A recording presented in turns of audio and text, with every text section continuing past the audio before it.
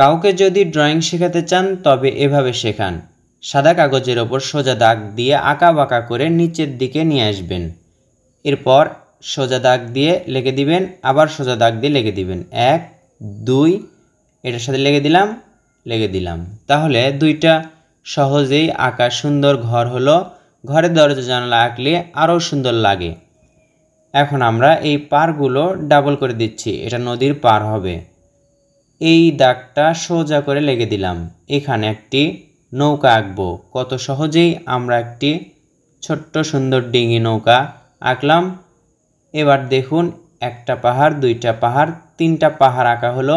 পাহাড়ের মাঝে দেখা যাচ্ছে একটি সূর্য, সূর্যতে সূর্যরশ্মি দিলাম। এখন আমরা আকাশে দুই একটি পাখি, উড়ন্ত পাখি, এই একটা দাগেই আঁকা যায়। এভাবে আঁকলে দৃশ্যটা কত সুন্দর হলো। সহজে আঁকা সুন্দর দৃশ্যটি কেমন লাগলো কমেন্ট করে জানিয়ে দিন।